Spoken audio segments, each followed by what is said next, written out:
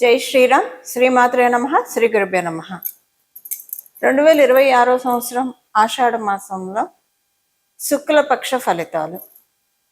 శుక్లపక్షం అంటే అమావాస్య తర్వాత మొదలుకొని పాడ్యమి నుంచి పౌర్ణమి వరకు ఉన్న ఈ పక్షం అంతా, ఈ 15 రోజులు కూడా శుక్లపక్షంగా వ్యవహరిస్తాము. ఆషాఢ మాసంలో శుక్లపక్షంలో ఎలాంటి ఫలితాలు ఉండబోతున్నాయి గోచర రీత్యా ద్వాదశ రాశుల వాళ్ళకి, ద్వాదశ లగ్నాల వాళ్ళకి? గోచారంలో గ్రహ గమనాలు మొదటగా మనం పరిశీలిద్దాం. వృషభ రాశిలో మంగళ సంచారం, మిథున రాశిలో వక్రించిన బుధుని సంచారం. వక్రించిన బుధదేవుడు 22వ తారీఖు వరకు వక్ర గమనంలో ఉండి 23వ తారీఖు నుంచి కూడా ఆయన సవ్యగతిలోకి వస్తారు. రవి 16వ తారీఖు వరకు మిథున రాశిలో సంచారం చేస్తూ 17వ తారీఖు నుంచి మిథున రాశి నుంచి కర్కాటక రాశిలోకి కర్కాటక రాశిలోకి ఆయన ప్రవేశిస్తారు. అక్కడే దక్షిణాయన పుణ్యకాలం కూడా ప్రారంభమవుతుంది. గురుదేవుడు దేవగురువైన బృహస్పతి కర్కాటక రాశిలో సంచారము, రెండు గ్రహాలు సింహరాశిలో సంచారం, శుక్ర భగవానుడు, కేతుదేవుడు, వీరిద్దరూ కూడా సింహరాశిలో వారి సంచారం. అలాగే రాహుదేవుడు కుంభరాశిలో ఆయన సంచారము, శనేశ్వరుడు మీనరాశిలో సంచారం, ఆఖరిదైన మీనరాశిలో ఆయన సంచారం ఉంది. ఇవి గోచారంలో ఉన్న గ్రహ గమనాలు. ఈ గ్రహ గమనాలను అనుసరించి ఈ సమయంలో ద్వాదశ రాశుల వాళ్ళకి, ద్వాదశ లగ్నాల వాళ్ళకి ఎలాంటి ఫలితాలు ఉంటాయి ఇది మనం చూద్దాము. ఈ పక్షం ఆఖరిలో శనీశ్వరుడు కూడా వక్రగతిలోకి వెళ్తున్నారు. ఇవి గోచార గ్రహ గమనాలు. ఈ గోచార గ్రహ గమనాలను అనుసరించి ఎలాంటి ఫలితాలు ఉంటాయి? ఈ ఫలితాలు అసలు తెలుసుకోవడానికి ముందుగా ఈ పక్షంలో గోచారంలో గ్రహాలు ఎలా స్థితిలో ఉన్నాయి, శుభత్వాన్ని సూచిస్తున్నారా, జాగ్రత్తని సూచిస్తున్నారా, ఇవి మనం ఇప్పుడు మాట్లాడుకుందాం. గోచారంలో బుధ భగవానుడు వక్రించి ఉన్నాడు. ఈ గోచారంలో లాస్ట్లో అంటే ఈ పక్షం ఆఖరిలో ఆయన వక్రగతిలోంచి బుధ భగవానుడు బయటకు వస్తాడు. ఈ పక్షం చివరిలో శనేశ్వరుడు వక్రగతిలోకి వెళ్తున్నాడు. ఇది ఈసారి ఉన్న ప్రత్యేక అంశము. బుధ భగవానుడు వక్రించడం, ఆయన స్వక్షేత్ర గతుడై ఉన్నాడు. స్వక్షేత్ర గతుడై ఉండి వక్రగతిలో ఉండడము, అలాగే గురు భగవానుడు ఉచ్చ స్థానంలో ఉండడం, ఇదంతా కూడా స్పెషల్ గ్రహస్థితిగా మనం పరిగణించాలి. అయితే ఇప్పుడు దీన్ని దృష్టిలో పెట్టుకొని ద్వాదశ రాశుల వాళ్ళకి, ద్వాదశ లగ్నాల వాళ్ళకి ఎలాంటి ఫలితాలు ఉంటాయి ఈ విషయాన్ని మనం ఇప్పుడు చూద్దాం. మిథున రాశి అలాగే మిథున లగ్నాల్లో పుట్టిన వాళ్ళకి ఈ పక్షం మీకు స్టార్టింగ్ అంతా బాగా అనిపించదు. పక్షం మధ్యలో నుంచి హాయిగా అనిపిస్తుంది. ఈ పక్షం స్టార్టింగ్ అంతా కూడా ఆలోచనలు, విపరీతమైన ఆలోచనలు, ఈ ఆలోచనలతోటి తలకాయ నొప్పి వచ్చేస్తుంది. కొంచెం తలకాయ నొప్పి ఇలాంటివి కూడా ఉంటాయి. ఎనర్జీ డ్రైన్ అయిపోయినట్లు అనిపిస్తుంది, ఈ తలకాయ నొప్పిగా అనిపిస్తుంది, ఇలాంటివి ఉంటాయి మీకు. కానీ పక్షం మధ్యలో నుంచి కావచ్చు, పక్షం చివర్లో మధ్యలో నుంచి స్టార్ట్ అవుతుంది. ఈ టెన్షన్స్ నుంచి రిలీవ్ అవుతారు. చికాకు, అసహనం, కోపం ఇవన్నీ పక్షంలో స్టార్టింగ్లో ఉంటాయి. ఒక 1 వీక్ వరకు ఉంటాయి. ఆ తర్వాత ఒక 8 డేస్ తర్వాత నుంచి అంతా సర్దుమణిగిపోతుంది, నార్మల్గా ఉంటుంది అంతా కూడా. తర్వాత సెకండ్ పక్షం, ఈ పక్షంలో సెకండ్ హాఫ్ బాగుంటుంది, ప్రశాంతంగా ఉంటుంది. కానీ ఫస్ట్ హాఫ్ కొంచెం చికాకుగా అనిపిస్తుంది, తర్వాత నార్మల్గా సర్దుమణిగిపోతుంది. ఈ చికాకు కూడా మీ వరకే మీకు ఉంటుంది, ఎవరి మీద మీరు ప్రదర్శించరు కూడా. పైకి చూడడానికి చాలా ప్రశాంతంగా ఉంటారు. మీ ఇంట్లో వాళ్ళు కూడా ఏంటి ఇంత ప్రశాంతంగా ఉన్నారు, వీళ్ళు బాగా ఉన్నారు, ప్లెజెంట్గా అనిపిస్తున్నారు అని అనుకుంటారు. కానీ మీ మనసులోనే ఉంటుంది. పోనీ ఆలోచన, అలజడి, ఇదమిత్తంగా దీనికి అని కూడా మీకు అనిపించదు. ఎందుకు ఆలోచన పడుతున్నారు, ఎందుకు ఇది అది మీకు అర్థం కాదు. ఆ విధంగా మీకు ఈ పక్షంలో ఉంది. ఇంకొక విషయం ఏంటంటే, మీకు ధనస్థానం బలంగా ఉండడం వల్ల ఫైనాన్షియల్గా, ఆర్థికంగా బాగా ఉంటుంది. ఆర్థికంగా బాగా ఉందంటే ఉద్యోగస్తులకి, వ్యాపారస్తులకి ఇద్దరికి కూడా అనుకూలమైన పరిస్థితులు చూస్తారని. శనీశ్వరుడు కంటక శనితో ఇబ్బంది పడుతూ ఉన్నారు మీరు. శనీశ్వరుడు వక్రగతిలోకి వెళ్ళడము మీకు ఈ పక్షం చివర్లో కొంత మంచి జరుగుతుంది. కొన్ని ఆపర్చునిటీస్ జనరేట్ అవుతాయి. కొన్ని టెన్షన్స్ నుంచి బయటపడతారు, రిలీవ్ అవుతారు. అది కూడా మీకు చాలా ప్రశాంతతనిస్తుంది. ఎంత ప్రశాంతతనిస్తుందంటే అమ్మయ్య ఇప్పటికైనా పీడ విరగడైంది, ఈ గోల తప్పిపోయింది మనకి అని అనిపిస్తుంది. కొంతమంది తోటి కొన్ని భేదాభిప్రాయాలు వస్తాయి రిలేషన్స్లో. ఇది కొంచెం కంటిన్యూ అవుతుంది. ఎస్పెషల్లీ మీకు కనుక ఎల్డర్ సిబ్లింగ్స్ ఉంటే, ఎల్డర్ సిబ్లింగ్స్ తోటి భేదాభిప్రాయాలు వస్తాయి. ఈ భేదాభిప్రాయాలు మీకు కొంచెం భారీగానే ఎఫెక్ట్ చూపించే ఛాన్స్ ఉంది. వాళ్ళు మీ మీద దుష్ప్రచారాలు చేయడము ఇలాగా కొంచెం బాధ అనిపిస్తుంది మీకు. ఇంతేనా, ఒకరోజు ఇలా లేకపోతే మాట్లాడకపోతే ఇంతే చేస్తారా, కొంచెం కలత చెందుతారు ఈ విషయంలో. ఆ తర్వాత మళ్ళీ మీకు మీరే స్ట్రాంగ్ అవుతారు. ఒకవేళ మీకు జ్యేష్ఠ సోదరులు అంటే మీకు అక్కలు కానీ అన్నలు కానీ ఉంటాయి, కొంచెం జాగ్రత్తగా ఉండండి. వీలైనంత వరకు సంయమనాన్ని పాటించండి.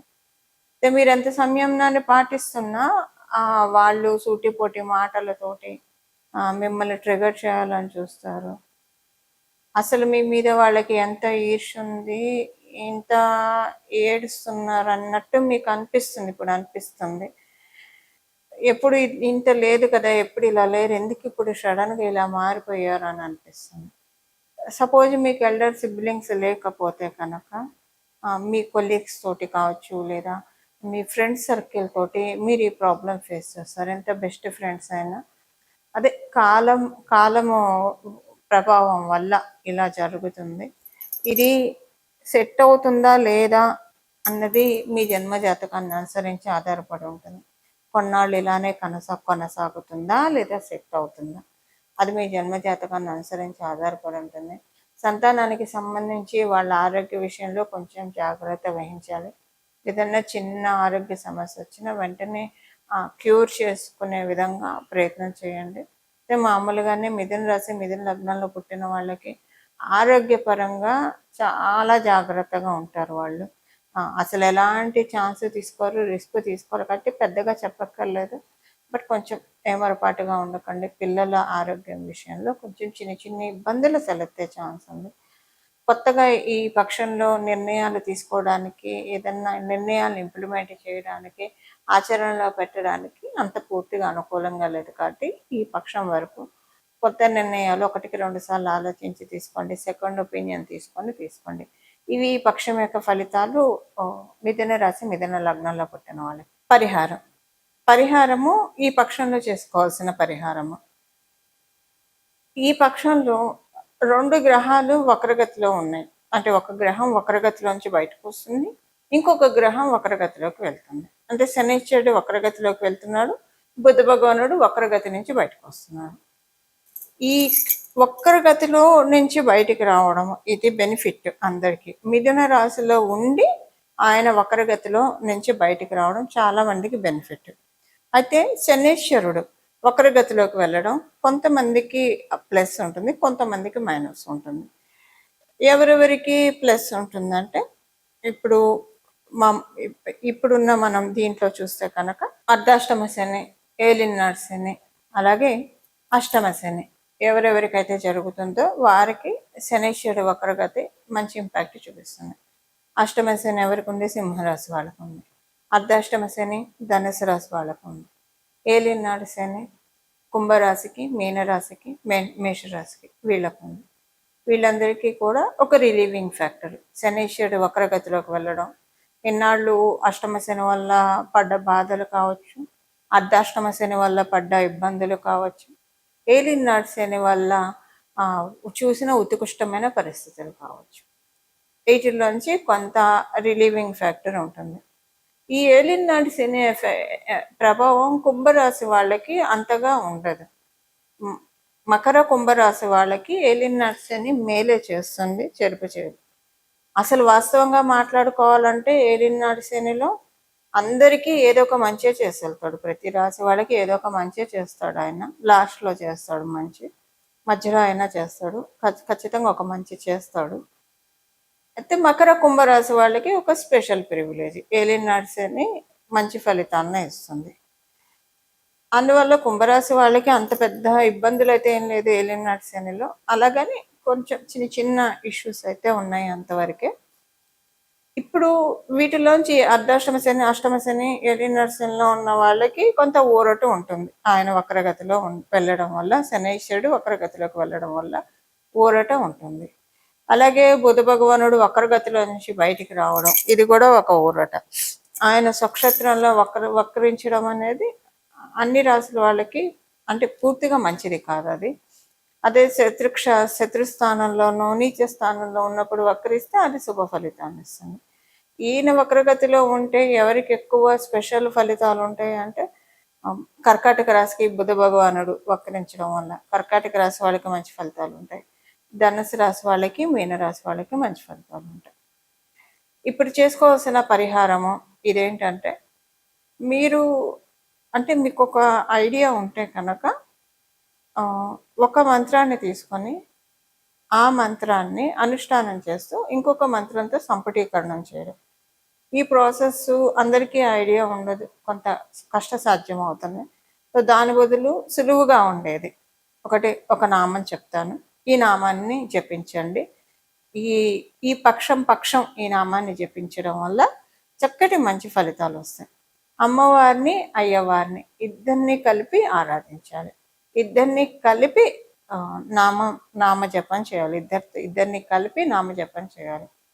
అది పరమశివుడికి, పార్వతికి పరమశివుడికి సంబంధించింది ఒకటి, అలాగే లక్ష్మీ అమ్మవారికి, నారాయణుడికి సంబంధించింది తెలుసుకున్నాం. నమశివాయ నమశివాయ, నమశివాయ నమశివాయ, నమశివాయ నమశివాయ.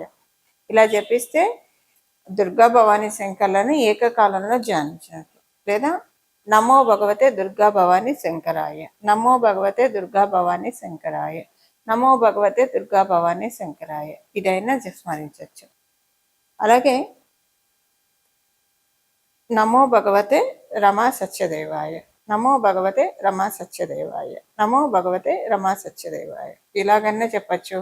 నమో భగవతే శ్రీ సత్యదేవాయ, నమో భగవతే శ్రీ సత్యదేవాయ, నమో భగవతే శ్రీ సత్యదేవాయ అన్న స్మరించవచ్చు. శ్రీనివాస శ్రీనివాస శ్రీనివాస గోవింద, శ్రీనివాస గోవింద, శ్రీనివాస గోవింద అన్న స్మరించవచ్చు. ఏదైనా మీరు పట్టుకోండి, ఈ నామాన్ని ఈ పక్షం జపించండి. మనసులో మీరు ఇవి నామాలే కాబట్టి ఎప్పుడు దీనికే నియమ నిబంధనలు అంటే ఏమీ ఉండవు. మీరు ఎప్పుడు కూడా సర్వకాల సర్వావస్థల్లో ఈ నామాన్ని జపించుకోవచ్చు. మీరు బయటకు వెళ్తున్నారు, ఆఫీస్కి వెళ్తున్నారు, లేదా ఎక్కడన్నా ఉన్నారు, స్మరించుకోవచ్చు. నిద్ర పడుకున్నారు మంచం మీద, అప్పుడు కూడా నామజపానికి ఎటువంటి తప్పు లేదు, ఎలాంటి నియమాలు కూడా లేవు.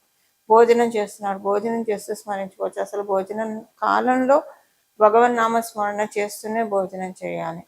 సో వంట చేస్తున్నా, ఏ పని చేస్తున్నా సరే భగవన్ నామస్మరణ చేసుకుంటూ చేస్తే కనుక ఈ పక్షం అంతా కూడా దైవబలం చక్కగా ఉన్న పక్షము, అనుకూలమైన పరిస్థితులు ద్వాదశ రాశుల వాళ్ళే, ద్వాదశ లగ్నాల వాళ్ళకి చూడడానికి అవకాశం కలిగిస్తుంది ఈ పక్షంలో ఉన్న ఫలితాలు ఈ నామజపం ద్వారా.